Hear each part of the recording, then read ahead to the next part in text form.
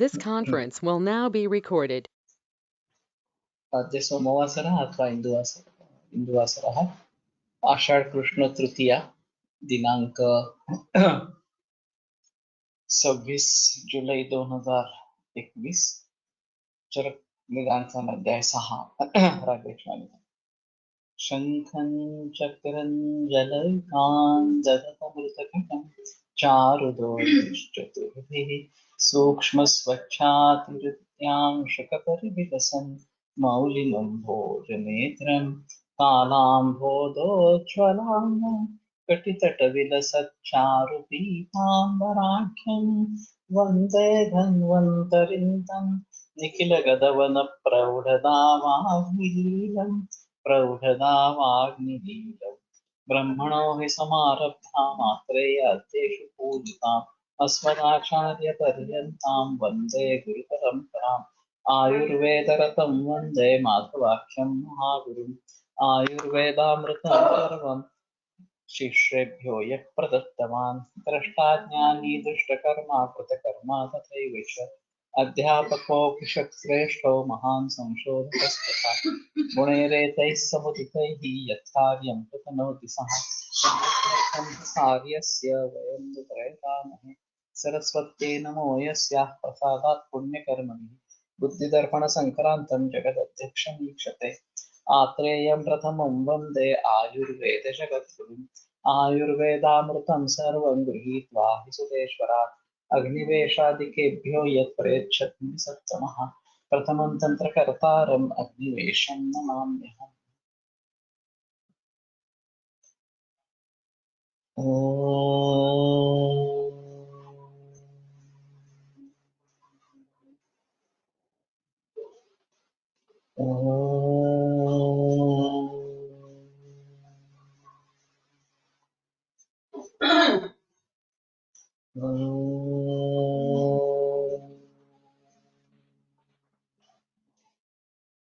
ओम शांति शांति शांति।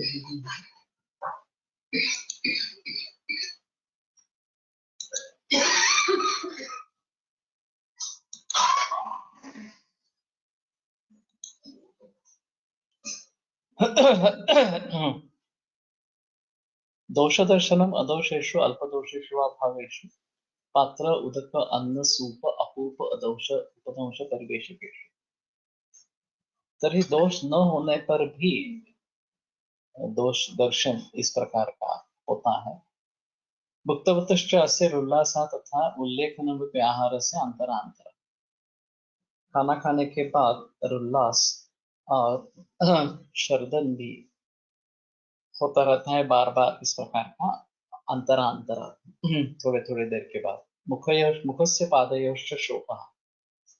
मुख और पाद इनमें शोफ इस प्रकार का तो ये भी एक लक्षण महत्वपूर्ण इस प्रकार का रहेगा। वैसे रिष्ट लक्षणों में प्रसुप्त स्त्री मुखाच्चया मुख से शुरुआत होकर पाद तक पहुंच जाता है शोध स्त्रियों में, और पुरुषों में पाद से शुरू होकर मुख तक पहुंच जाता है तो रिष्ट लक्षण बताया गया है। यहाँ दोनों एक ही साथ, दोनों जगह एक ही साथ निर्माण होता है। पाण्योश्च अवेक्षण अत्यर्थम। और आईने के सामने खड़े रहकर अपनी बाकी देखते रहना इस प्रकार का, ये काफी लोगों में दिखाई देता है। मेरे नाम उनमें भी ये लक्षण मैंने देखा है बचपन में। मुझे उस समय तो उसके बारे में कुछ पता नहीं था, लेकिन आईने के सामने खड़े रहकर अपने बाहों को इस प्रकार से देखना ये काफी देखा जाता है।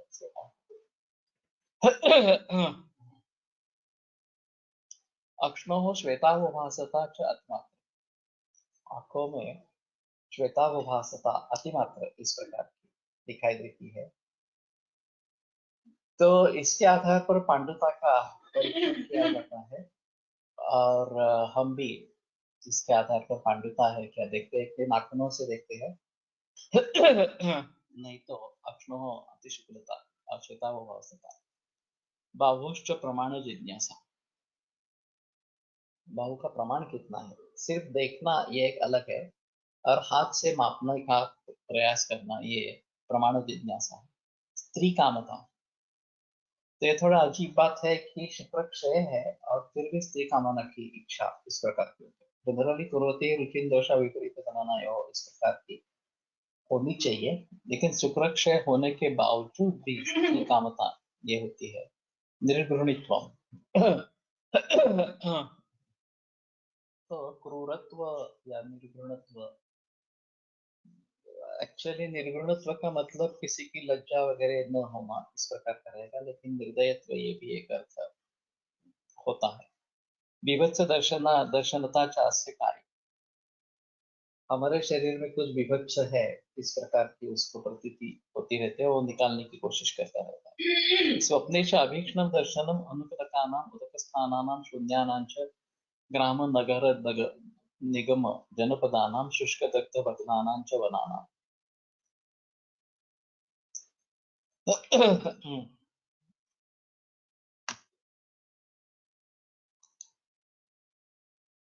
आरसासाठी कोणता शब्द आला आहे? नहीं, आईना या दर्पण है, संस्कृत में दर्पण है, आईना हिंदी है।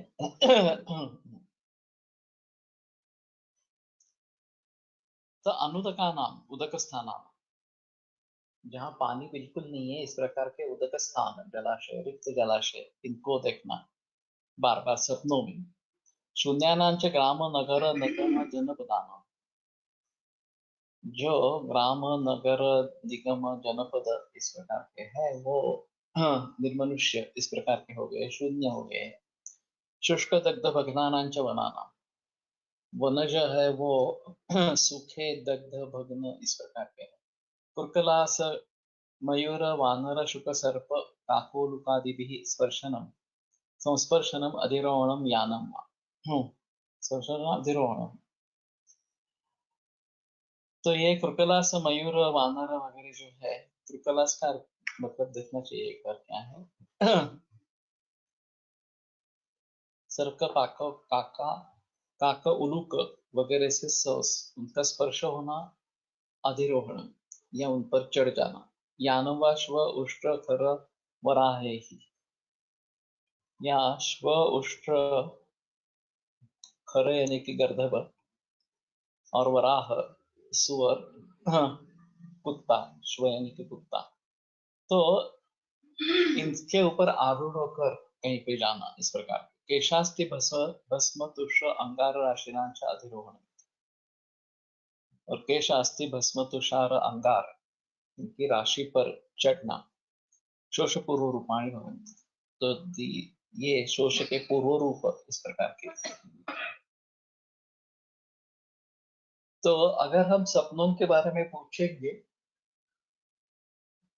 तो ये पता चलता है इस प्रकार से, और फिर उसके आधार पर पूर्व रूप राजा यक्ष्मा का है या अक्षय का है, इस प्रकार से हम समझ पाएंगे।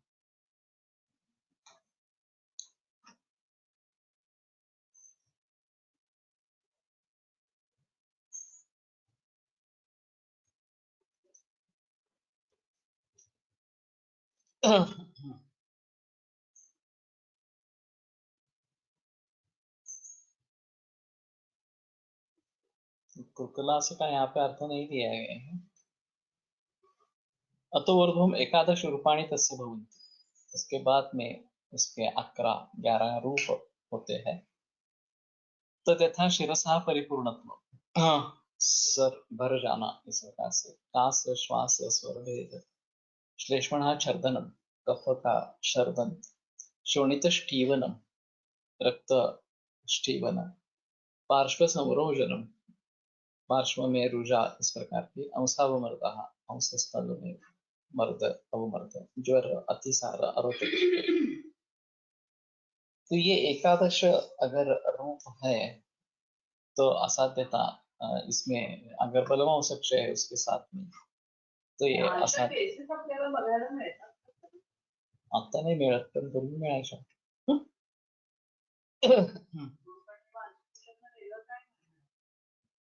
क्या साध्याचा देतो कळतं ना। पेशंटच जर नाही तसं तर एकादश बलमांस क्षय है और एकादश रूप है तो निश्चित रूप से असाध्य इस प्रकार का हो जाता है। बलमांस क्षय नहीं है तो एकादश रूप भी साध्य हो सकता है, त्रिरूप भी बलमांस क्षय होने पर असाध्य इस प्रकार का। एक रुग्ण है जिसे स्वप्न में बार बार पर से कौवा जा रहा है ऐसा दिखाई देता है, इससे भी इसी टाइप के स्वप्न समझेंगे क्या? सर पर से कौवा जा रहा है, स्पर्शनम के ले सकते हैं इसके बारे में, तो संभवतः राजा एक्ष्मा का पूर्व रूप कह सकते हैं।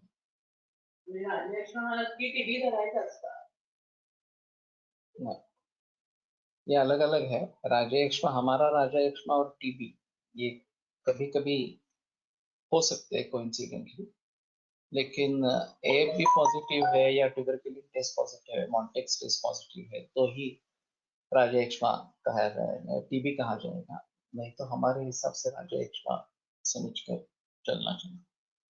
तत्र अपरीक्षेण बलमांस शोणितः बलवान अजातारिष्टा सर्वैरपि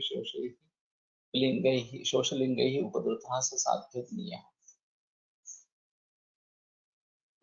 तो सर्वैः शोषलिंगैः अपि उपद्रुतः, सर्व शोषलिंगों से व्याप्त अभिद्रुत होने पर भी अगर अपरीक्षीण बलवान से शोणित इस प्रकार का है, बलवान है और अजातारिष्ट, ये बलवान अजातारिष्ट है इस प्रकार का संधि है। पूर्वजांशी काही संबंध असावा कावळा डोक्यावरून जाणे, नहीं बता सकते। ये काकस्पर्श जो 10वें दिन होता है वो अगर स्पर्श नहीं करता है तो मृत व्यक्ति की कुछ इच्छाएं अधूरी रही है इस प्रकार का मानते हैं। और अगर कोई नजदीकी रिश्तेदार उनके बारे में बोले कि मैं ये पूरा करूंगा काम इस प्रकार से, तो काफी स्पष्ट हो जाता है, ये कई बार देखा गया है। तो काक एक्चुअली ये पूर्वजों से संबंधित इस प्रकार का एक पक्षी है और उनके रूप में आकर वो बलि का ग्रहण करता है, ऐसा हम मानते हैं इस प्रकार से। और फिर ये जो 10वें दिन पिंडदान दिया जाता है उसके बाद तुरंत अगर काका का स्पर्श हो जाता है तो माना जाता है कि कोई इच्छा अधूरी नहीं रही है। अगर नहीं मात होता है तो ये माना जाता है कि कोई इच्छा अधूरी रही है, और जब तक वो व्यक्त नहीं होती या कोई उसके बारे में वचन नहीं देता कि मैं पूरा करूंगा, तब तक काका स्पर्श होता नहीं है ये। पण हे अरिष्ट सूचक लक्षण ही असू शकतं ना। अरिष्ट सूचक होगा ही ऐसा नहीं, अरिष्ट लक्षणों में इंद्रिय स्थान में देखेंगे इसमें काफी थोड़े अलग इस प्रकार के लक्षण है, यही कुछ लक्षण है ऐसा नहीं है। और अरिष्ट लक्षणों को समझ पाना काफी डिफिकल्ट होता है। कुछ ही देर के लिए अगर अरिष्ट लक्षण होते हैं और हमें उस समय में पता नहीं लगता है तो ये काफी मुश्किल हो जाता है। और फिर उसके आधार पर पण इतर ठिकाणी ज्याला शोषी लक्षण दिसतात त्याच्या वेळेला शोध घेता येणार नाही का? रागयक्ष्मा परिणाम राजयक्ष्मा नको एवढा मोठा, पण म्हणजे कितीतरी बालक अशी असतात तरी हे असतं की तिथे शोष लक्षण नहीं व्हायचं ना। शोष ये लक्षण हो सकता है दूसरे किसी व्याधि का, अग्निवाल्य का भी हो सकता है, ऐसा भी नहीं है, अजूर्ण का हो सकता है। तो उसमें संदेह नहीं है, या शोष व्याधि भी हो सकता है हमारे हिसाब में। मॉडल में टीबी नहीं है लेकिन हमारे हिसाब में शोष व्याधि है, ये बात भी हो सकती है। लेकिन हर मरीज में ये अलग से देखना पड़ेगा। अब कैंसर में कैकेक्सिया ये लक्षण बताया जाता है, खंगणे मराठी में जिसको कहते हैं, तो ये शोष का ही है एक्चुअली। तो उसकी संप्राप्ति अलग है, कैंसर का ये शोष इस प्रकार का लक्षण इस प्रकार का हो जाएगा। बलवान उपचितो हि सहत्वात् वैद्यौषध बलस्य कामं सो बहुलिंगोऽपि अल्पलिंग एव मंतव्यः।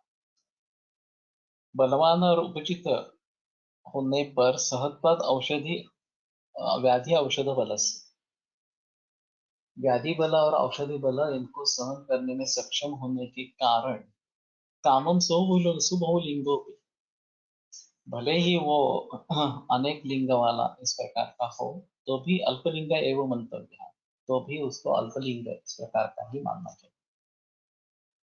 तो ये एक अहम मुद्दा है कि व्याध्यौषध बल सहन करने की जिसपे क्षमता है, शक्ति है, वो फिर भी ठीक है इस प्रकार से, और इसमें साध्यता होती है। लेकिन बलवांश परीक्षा अगर है तो त्रिरूप राजयक्ष्मा भी मारक होता है। तो ये बात भली भांति ध्यान में रखनी चाहिए। माधवराव पेशवा को राजयक्ष्मा हुआ था और वो बच नहीं पाए उसमें से। तो ये ऐतिहासिक उदाहरण इस प्रकार का है। अभी ये माना जाता है कि जब से इक्विटी प्रचलन में आई है तो अभी राजयक्ष्मा के लोग नहीं मरेंगे, ऐसा लोगों ने सोचा था या साइंटिस्ट ने भी सोचा था। जैसे ही HIV आ गया, हाँ, तो HIV लोगों की मौत सभी की राजयक्ष्मा से होती है, ये काफी हद तक देखा गया है। तो उससे राजयक्ष्मा फिर से वापस आ गया HIV की जगह। अब ये HIV का लक्षण मानकर चलते हैं तो भी अगर बलवांश परीक्षय है तो वो मरने की संभावना होती है। मेरे पास एक मरीज था ज्यादा उम्र नहीं थी, 25-27 उम्र का था, और HIV फुल ब्लोन HIV इस प्रकार का था।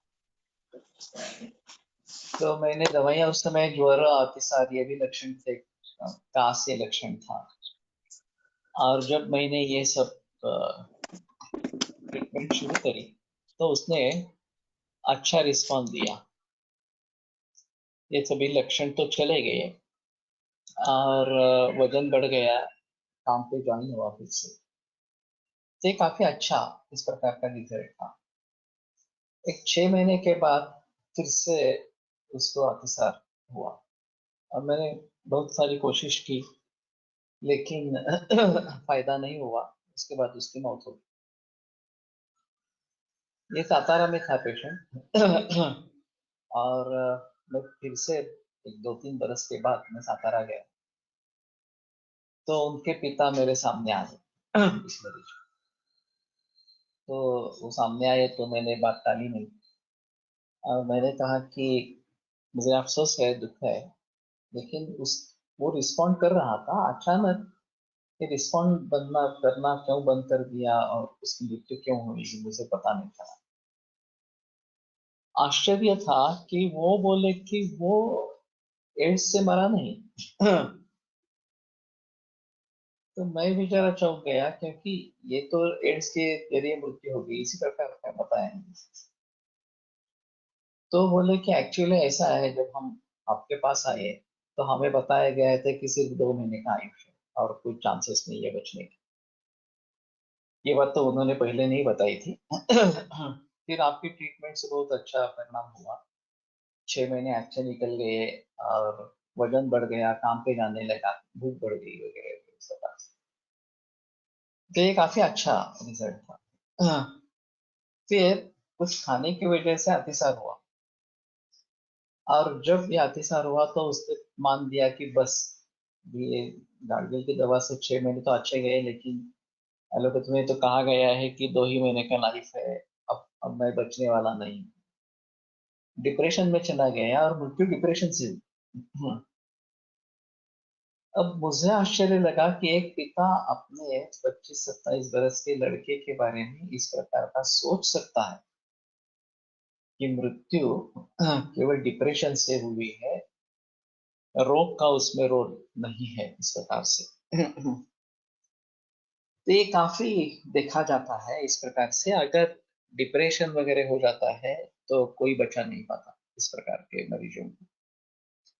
तो उस समय में एलोपैथी सोच रहे थे कि बस हमने अब इन्फेक्शियस डिसीजेस पे काबू पा लिया है, टाइफाइड को हमने खत्म कर दिया, टीबी को हमने खत्म कर दिया, वगैरह वगैरह इस प्रकार से।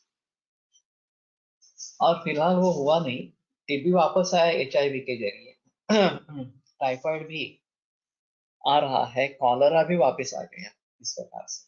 तो ये काफी सोच जो है वही गलत है कि केवल इस प्रकार से एंटीबायोटिक के जरिए हम इनके ऊपर काबू पाएंगे, ये सोच ही गलत है। और वैसे वैदिक सत्ता में डॉक्टर नाडकर्णी ने जो बात बताई है कि टीबी का ऑकरेंस रेट, टीबी का इलाज आने से पहले ही 75% से 12% तक नीचे आ गया। तो कोई संबंध नहीं है इसमें एंटीबायोटिक्स का वगैरह इस प्रकार का। अभी इसके कोविड-19 के बारे में भी वही बात है कि जबकि 80% केसेस में बगैर कुछ एंटीबॉडीज निर्माण हो गई है, तो ये हर्ड इम्यूनिटी है, उसका वैक्सीनेशन से क्या संबंध है?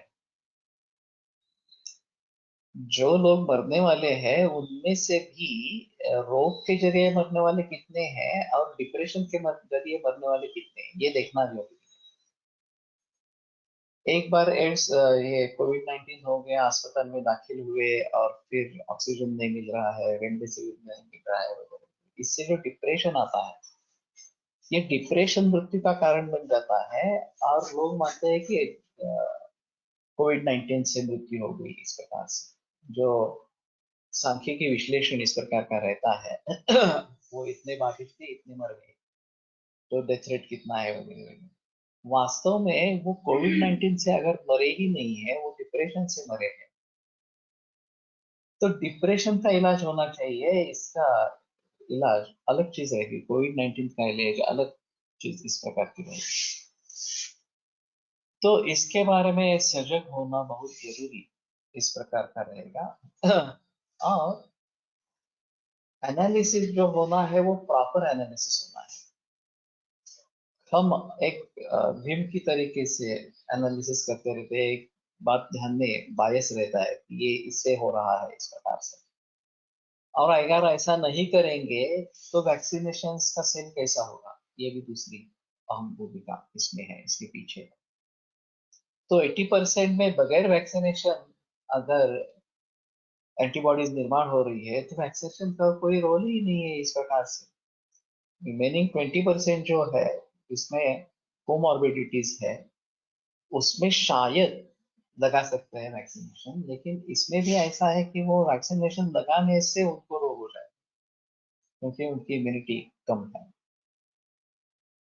तो इस बारे में तो कोई सोच नहीं रहा, इस बारे में कोई बहस इस प्रकार की चल नहीं रही, ये अजीब इस प्रकार का है। तो व्याधि औषध बल ये दोनों को सहन करने की क्षमता होने पर बहुलिंगोपि सो बहुलिंगोपि अल्पलिंग तो अल्पलिंग ही समझ लेना चाहिए। वही सिलसिला कैंसर में भी है कि अगर आपका शरीर रोग को और औषधियों को सहन करने में सक्षम है तो उम्मीद है कि आप बच जाएंगे और ठीक हो जाएंगे।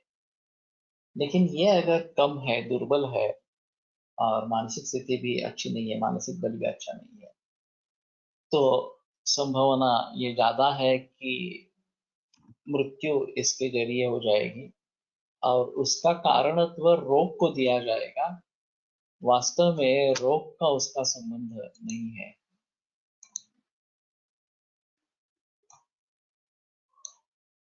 दुर्बलं तो अतिक्षीण बलमांस शोणितम अल्पलिंगम अजातारिष्टम अपि बहुलिंगम जातारिष्टम च विद्यते। अतिक्षीण बलमांस शोणित ऐसा होने पर दुर्बल, अल्पलिंगम अजातारिष्टम अपि लक्षण ज्यादा नहीं है और रिष्ट लक्षण भी नहीं निर्माण है, बहुलिंगम जातारिष्टम च विद्यते, तो उसको बहुलिंग और जातारिष्ट इस प्रकार का। तो बलम यत्नेन पालयन, ये जो बात ज्वर चिकित्सा में बताई गई कि लंघन करना है, लेकिन लंघन करते समय बल के तरफ ध्यान रखना चाहिए, बल के ऊपर ध्यान देना चाहिए। और बलाधिष्ठानम आरोग्यम यदर्थोयम क्रियाक्रम, आरोग्य का अधिष्ठान बल इस प्रकार का है, और जिसके लिए आरोग्य के लिए ये क्रियाक्रम इस प्रकार का किया जा रहा है। तो ये बल अगर क्षय होता है तो मुश्किल होता है। तो नेचुरोपैथी में लंघन का अतिरेक हो सकता है, और फिर उससे जो बदहानि होती है उससे भी पेशेंट बिगड़। वैसे हमारे यहाँ कृतान्न वर्ग काफी अच्छा है, और उसका भली भांति प्रयोग किया जा सकता है, ताकि लोगों का बलक्षय न हो इस प्रकार से। तो इस बात को ध्यान में रखते हुए बलम यत्नेन पालयन्, ये बहुत महत्वपूर्ण इस प्रकार की बात है। अभी एक टेढ़ा सवाल हो जाता है कि कोविड-19 हो गया, एलोपैथी के अस्पताल में दाखिल हो गए, अग्नि अच्छा नहीं है, फिर भी वहां अंडे वगैरह सब खिलाते हैं, एंटीबायोटिक शुरू कर देते हैं, स्टेरॉइड शुरू कर देते हैं, इस प्रकार से। तो इस प्रकार से खाना देने से शक्ति बढ़ेगी क्या, बल बढ़ेगा क्या, ये एक आम मुद्दा है इस प्रकार। जहां तक रस रक्त तक सवाल है, तब तक ये एलोपैथी में सलाइन देके और खून देके अच्छे रिजल्ट्स आ सकते हैं। आगे वाले धातुओं में मांसक्षय इस प्रकार का हो गया, या फिर शुक्रक्षय वगैरह इस प्रकार का हो गया, तो मुश्किल बात होती है, क्योंकि इसके लिए एलोपैथी में तो कुछ नहीं है। हाँ, अभी प्रोटीन पाउडर वगैरह इस प्रकार के देते हैं, और मानते हैं कि उससे मांस इस प्रकार का बढ़ेगा या उसकी ताकत बढ़ेगी इस प्रकार से। लेकिन वो पचाने के लिए क्षमता, अग्नि की क्षमता भी चाहिए, और इसके बारे में किसी का ध्यान नहीं है। अग्नि एक कंसेप्ट ही नहीं है, और जो कुछ खाया जा रहा है उसका पचन हो रहा है नहीं हो रहा है, इसके बारे में कोई सुझाव नहीं है, कोई देखना नहीं है इस प्रकार से। तो ये काफी मुश्किल इस प्रकार की हो जाती है। तत्र श्लोकः समुत्थानं च लिंगं च ये शोषस्य अवबुध्यते पूर्वरं च पंचतत्वेन स राज्ञः कर्तुम्। कारण लक्षण जो जानता है और पूर्व भी जानता है, तत्वेन स राज्ञः कर्तुम् अर्हति, तो राजा की चिकित्सा करने के लिए योग्य इस प्रकार का। केमो देण्यापूर्वी किमान रुग्णबल हे औषध सहन करण्यास सक्षम आहे की नाही, किंवा बलानुसार केमो डोस जर ऍडजस्ट केला तर अनेक रुग्ण वाचतील। सही है। शनिवार को ही मेरे पास 2 औरतें आई, बूढ़ी औरतें, 70-15, दोनों को ब्रेस्ट कैंसर था, और एक का तो काफी बढ़ चुका था, बहुत बड़ा हो चुका था, और लंग में मेटास्टेसिस था। दूसरे का स्थान पे ज्यादा नहीं था, लेकिन ब्रेन, लंग, लिवर सभी में, स्केलेटन सभी में स्प्रेड। अब दोनों में बायोप्सी करवाई थी। बायोप्सी करके आगे क्या करना है इसके बारे में कोई सोच ही नहीं है। केमो दे सकेंगे नहीं दे सकेंगे, दूसरी औरत के बारे में उन्होंने कहा कि केमो नहीं दे सकेंगे कि वो सहन नहीं कर पाए, तो बायोप्सी क्यों की? उसमें तो ये CA 15.3 भी किया था, वो 452 था, तो ये काफी है ब्रेस्ट कैंसर है समझने के लिए। तभी पेट स्कैन वगैरह सभी रिपोर्ट्स बता रहे हैं कि ओरिजिनल ये ब्रेस्ट में है और यहाँ सभी पे स्प्रेड है।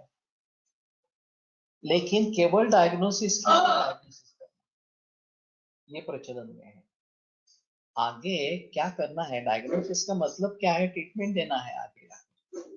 अगर ट्रीटमेंट नहीं दे पाएंगे या सहन नहीं होगी वो इस प्रकार से, तो करने में मतलब ही नहीं है इस प्रकार के इन्वेस्टिगेशंस।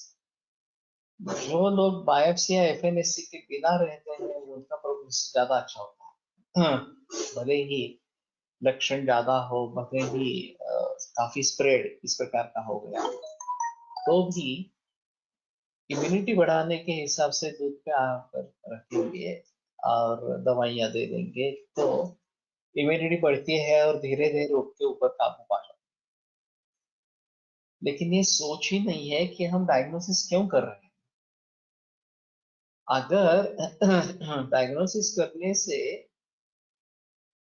आगे कुछ ट्रीटमेंट नहीं कर पाएंगे ऐसा निश्चित है तो करने में मतलब ही नहीं।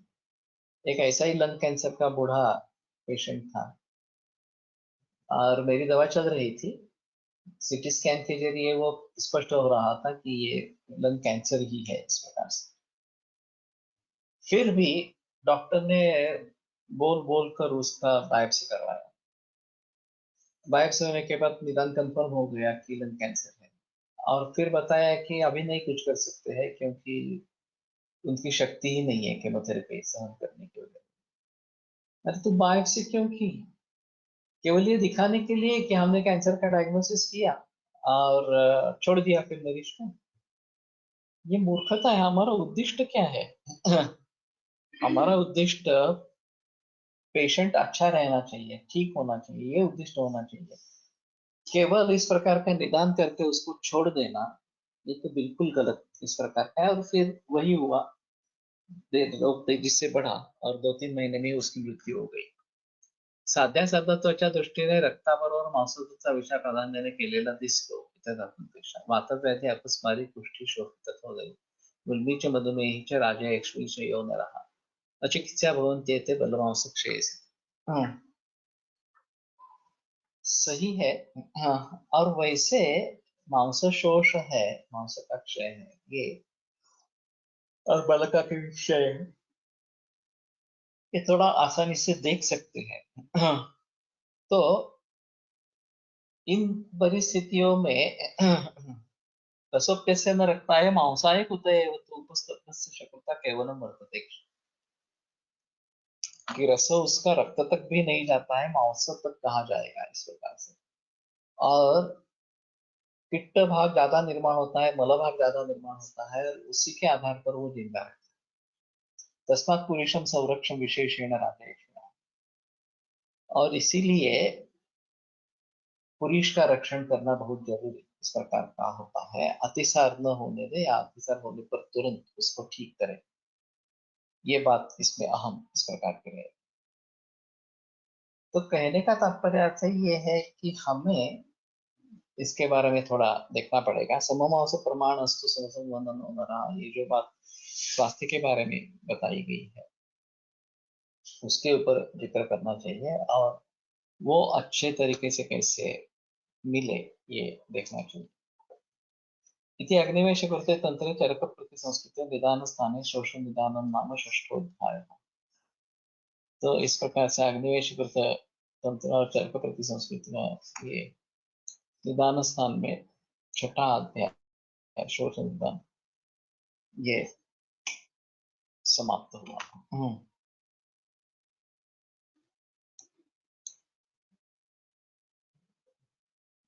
मांसाचे कार्य लेपन आहे। मांस धातू इतके महत्व का धातूला इतके महत्व का दिले असावे साध्यत्वाच्या दृष्टीने शुक्राला नहीं दिले। ये गणेश महाराज ने बीच में एक प्रेजेंटेशन भेजा था, मैं देख नहीं पाया एक्चुअली, कि ये कवरिंग लेपन ये जो कार्य है ये काफी महत्वपूर्ण इस प्रकार का कार्य है। और कलाओं के विचार में खास करके मौसधरा कला ये एक अहम इस प्रकार की बताई गई है और उसमें सिरा वगैरह होते हैं। ये लेपन नहीं रहा तो भीतर जो जिसको ढका गया है उनका कार्य अच्छा नहीं होता, ये इसमें अहम मुद्दा रहेगा। और इसीलिए सिरा स्नायु को महत्व नहीं दिया गया लेकिन मांस को महत्व दिया गया, वो उपधातु बन गए लेकिन मूल धातु तो मांस ही रहा इस प्रकार या मेल इस प्रकार का। तो इसके बारे में मैंने भी काफी सोचने की कोशिश की है, अभी तक ज्यादा समाधान कर इस प्रकार का नहीं मिला है। वो जो बारात ने भेजा था वो शायद एक बार देख लूं और वो एनाटॉमी के हिसाब से है। लेकिन हाँ, ये इसका संबंध गर्भाव क्रांति से होगा ऐसा लगता है। एंडोडर्म, एक्टोडर्म एंड मेसोडर्म ये जो तैयार होते रहते हैं, और सेंसेशंस जो है, त्वचा मांस का उपधातु है, और नर्वस सिस्टम और रक्त, इन दोनों का संबंध सभी शरीर में होना है, तभी हमें शरीर में कुछ दुख रहा है, जलन हो रही है, इस प्रकार का ज्ञान होगा। और ये त्वचा, ये मांस का उपधातु होने के कारण उससे जुड़ा है, और वैसे रक्त से भी जुड़ा इस प्रकार का। तो शायद ये बात है कि यहाँ उसका ज्यादा जिक्र होना जरूरी इस प्रकार का है। तो इति चक्रपाणि दत्त विरक्तिकायं कर्पतां विरक्तिकायं विरक्तिकायं ज्ञानस्थाने षष्ठोऽध्यायः, ये एक अध्याय। तो गणेश महाराज वो बताएंगे कि वो शेयर करें। शारीर के बाह्य लेपन आणि अभ्यंतर लेपन दोनों अभिप्रेत होगा। हर ऑर्गन को बाह्य और अभ्यंतर लेपन ऐसा है क्या? ये हो सकता है। तो अभ्यंतर में भी इस प्रकार का लेपन आवश्यक इस प्रकार का रहेगा। और प्रकृति के लक्षण में सुनिविष्ट शोणितास्थि वगैरह इस प्रकार का बताया गया है कि गूढ़ इस प्रकार के हैं, दिख नहीं रहे हैं, नहीं तो सिराजाद संतत एक कृषता का लक्षण बताया गया। तो उसके ऊपर लेपन या आवरण होना जरूरी इस प्रकार का रहेगा। और ये शायद मुझे लगता है कि जो त्रयो रोगो मार्ग बताए गए, कोष्ठ, शाखा और मर्मास्थ, इनका ये जो तीन एक्टोडर्म, मेसोडर्म और एंडोडर्म, इससे संबंध होगा। और गर्भाव क्रांति से लेकर इस प्रकार से धातुओं का संबंध रहेगा। तो इसके बारे में अगर हम सोच सकते हैं तो ज्यादा अच्छा इस प्रकार का। गर्भकलल स्वरूप मांसाचा गोळा आरंभ हो सकता है शुरू में इस प्रकार से, और उसी में ये डेवलपमेंट हो जाती है, आगे वाली सभी अवयवों का निर्माण होता है, सभी सिस्टम्स का निर्माण। ये इस प्रकार के कलल, अर्बुद वगैरह इस प्रकार के बताए गए हैं। दूसरी कुछ भाग करनाते बिहार इस प्रकार से, तो उनके बारे में थोड़ा सोचना चाहिए। गर्भ कलल स्वरूप, हाँ ठीक। तो सप्तमोध्याय अथा उन्माद निदान व्याख्या से ना इथे स्वाहा भगवान। तो सातवां अध्याय उन्माद निदान, और आतरी आदि महर्षि ने इसके बारे में बताया है। तो कल हमारा ये प्रातिपदिक कोश का वर्कशॉप संपन्न हुआ खड़ग जिले में ग्राम गौरव प्रतिष्ठान में, और 32 लोग आए थे वैद्यों में से।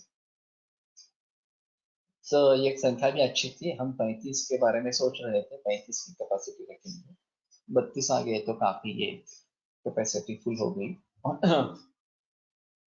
और प्रातिपदिक कोश, ये डायग्नोस्टिक ट्रीटमेंट सॉफ्टवेयर और विकिपीडिया, इसके बारे में मार्गदर्शन हुआ, और कैसे काम करना है, क्या करना है। और अगर पीडीएफ फाइल है उपलब्ध तो उसको जेपेक में कन्वर्ट करके ओसीआर रन करके, चाहे इंटरनेट पे जाके ओसीआर रन कर सकेंगे। तो पीडीएफ से जेपेक कन्वर्टर तो मिलता है, और सेव एज करेंगे तो भी होता है वास्तव में ये।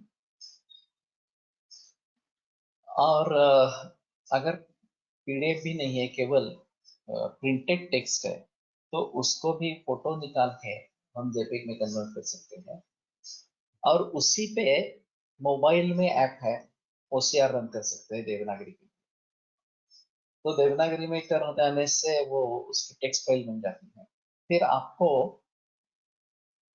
किस प्रकार से उसको अगर एडिट करना है तो एडिट कर सकते हैं, शेयर करना है तो शेयर कर सकते हैं, इस प्रकार से।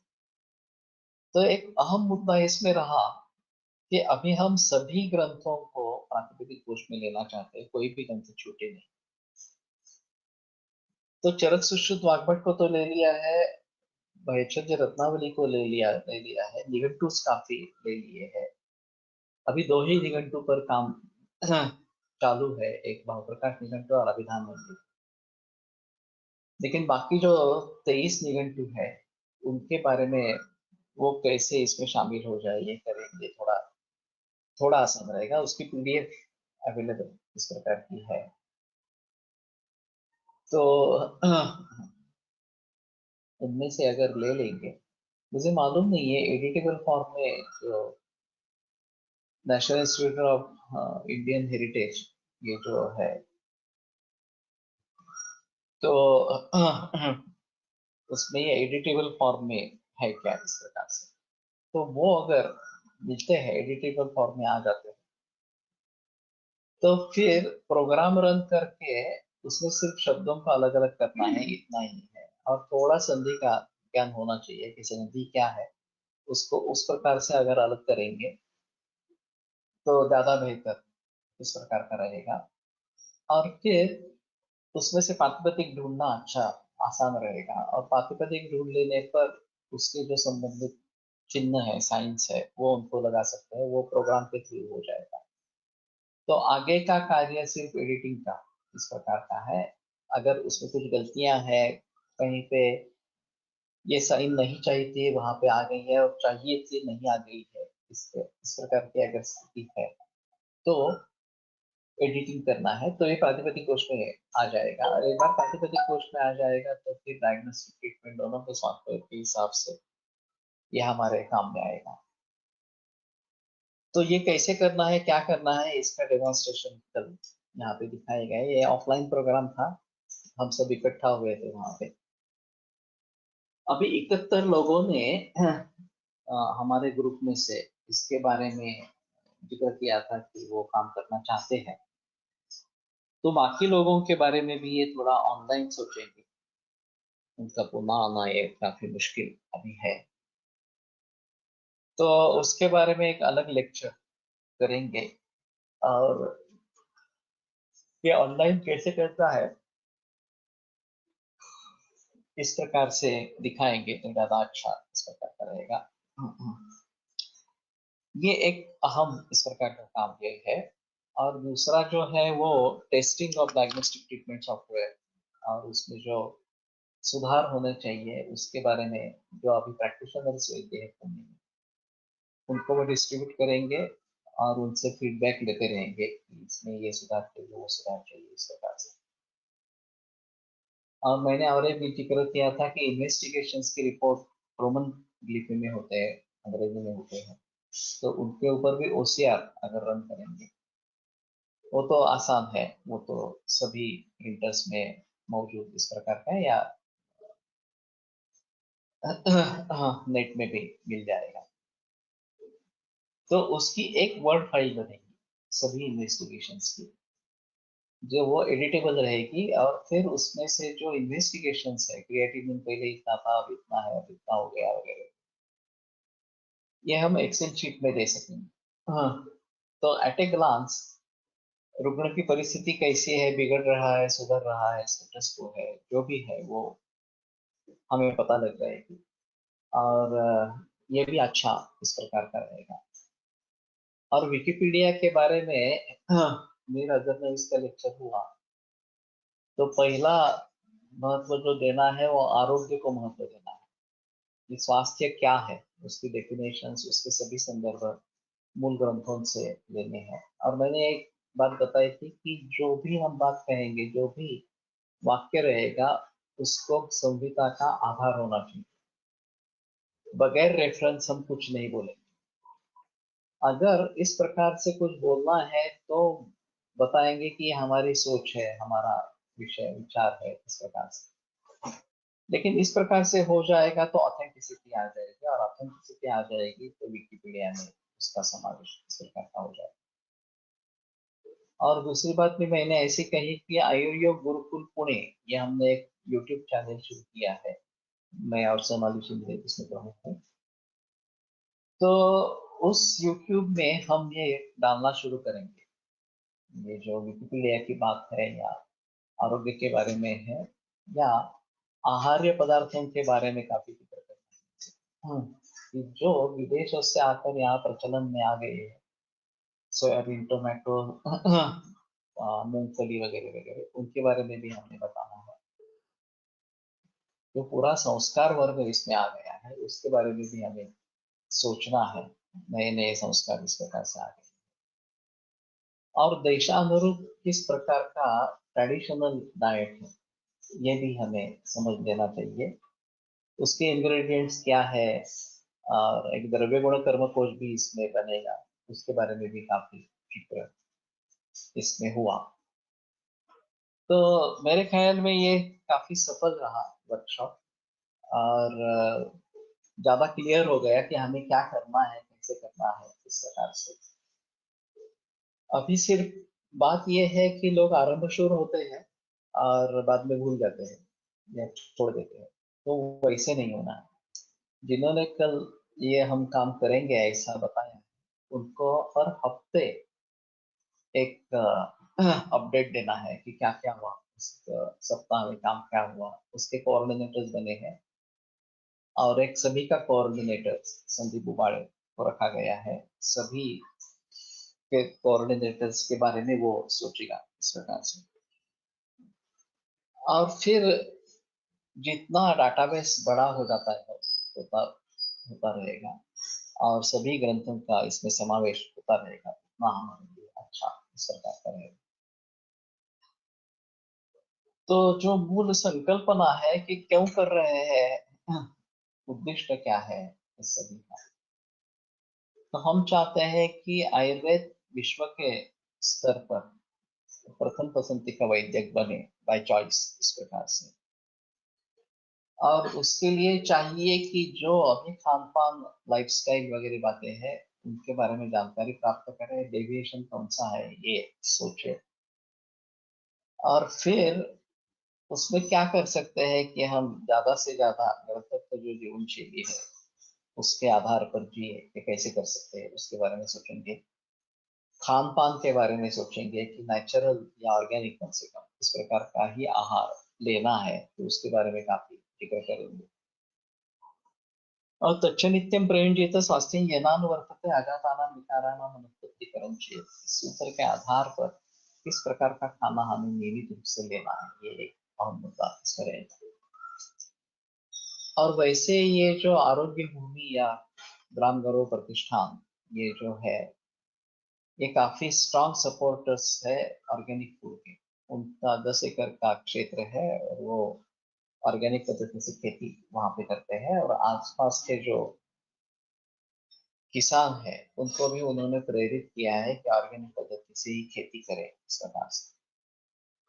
वहाँ पानी की बड़ी समस्या थी, इन्होंने काफी काम करके पानी के बारे में उसको स्वयं पूर्ण बनाया है उस सभी इलाके को। तो ये भी एक अहम मुद्दा इसमें रहेगा। तो कहने का तात्पर्य अर्थ ये है कि जो वर्कशॉप संपन्न हुआ वो अच्छा रहा। सुबह 8:15 से 5:15 तक ये पूरा चलता रहा। सिर्फ एक बीच में भोजनावकाश और एक शिवर फेरी इस अंत में इस प्रकार की हुई। तो ये काफी अच्छा इस प्रकार का माहौल रहा। तो अभी पुणे वाले लोगों का अनुभव किस प्रकार का आता है, कितनी गंभीरता से इसमें जुड़ जाते हैं काम में और काम को आगे बढ़ाते हैं, उसके आधार पर बाकी लोगों से भी इसके बारे में बात करें। जो लोग काम नहीं कर पाएंगे उनके लिए वो पैसे दे सकते हैं, ये भी एक ऑप्शन है।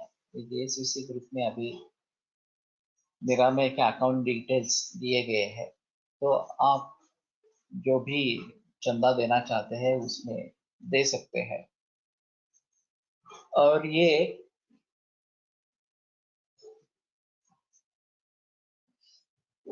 एक सर्विस दी गई है इस प्रकार का माना जाएगा। और वैसे में मेरे प्रैक्टिस से पैसे डाइवर्ट कर रहा हूँ निरामय के अकाउंट के लिए। और मार्केटिंग की भी जरूरत है आगे चलकर। ये डायग्नोस्टिक ट्रीटमेंट सॉफ्टवेयर के बारे में भी मार्केटिंग जरूरी इस प्रकार का है। तो और मैं दूसरा जो कर रहा हूँ मेरा, मैं ये कैंसर होलिस्टिक गाइडेंस, इसके बारे में भी मार्केटिंग की जरूरत सरकार की रहेगी। तो उन दोनों बातों को ध्यान में रखते हुए हम ये प्रयास करते रहेंगे, ऐसा थोड़ा सा होगा। तो देखते हैं कि डेडिकेशन के बिना काम नहीं होता। तो समर्पित भाव से काम करेंगे तो हम बहुत बड़ा काम कर पाएंगे, इसमें कोई संदेह इस प्रकार का नहीं है। और ये जरूरत है आज के जमाने की कि हमें इसके बारे में सोचना है। तो ठीक है, आज यहीं पे रुकते हैं, कल इसको आगे बढ़ाएंगे।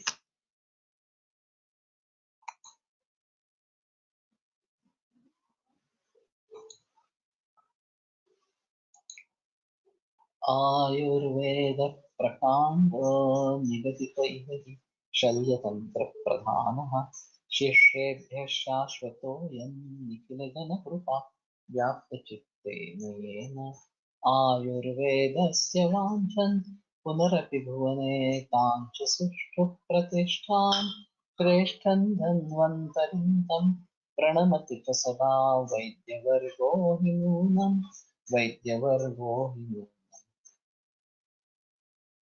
ॐ